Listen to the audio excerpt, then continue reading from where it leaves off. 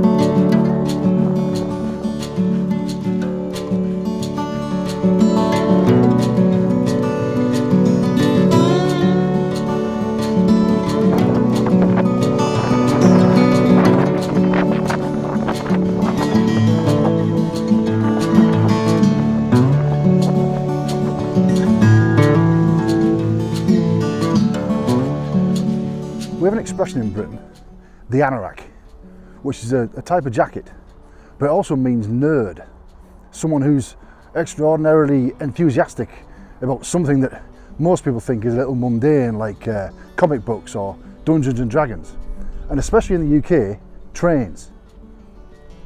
Train spotting is actually a thing. People, usually wearing anoraks, congregate in train stations, looking a little suspicious, I might add, at the end of a platform, with cameras and notebooks to observe and discuss the movement of trains.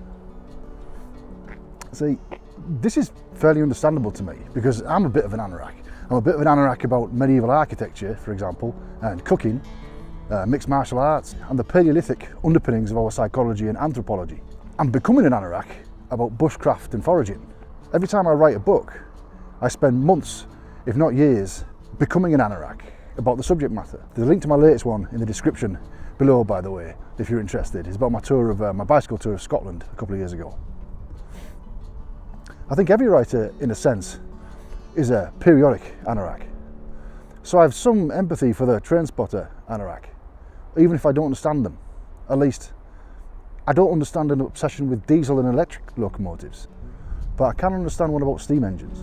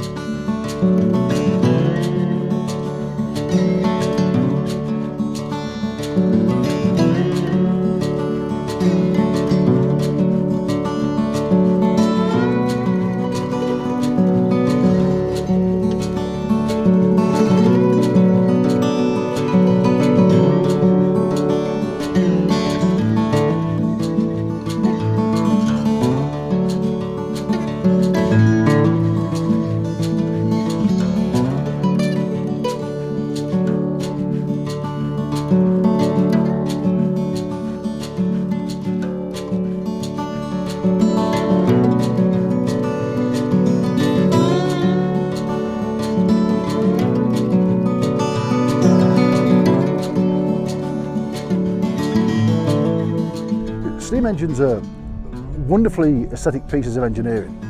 I think their allure is universal, but for a train spotter it's got to be borderline orgasmic. That's why I don't want to get too close to them. And this is this train behind me is the Spa Flyer. It's a special tourist train which crosses the country every few weeks from the spring to the autumn, taking passages through the scenery of the Yorkshire Dales and Moors, terminating with a 3-hour stop in the spa town of Scarborough. People who live in Scarborough, and I grew up here, often don't understand what the fuss is about, especially if they've never lived anywhere else. When you go and live in other places, like I spent 20 years in America, you're blown away at how beautiful this place is when you return. We take it so for granted. The incredible scenery and density of history is unlike anywhere else. I've lived in big cities like Leeds and Cardiff and Toronto and Austin, and you'd think there'd be far more to do in those places, but there's far less. This really is a unique part of the world.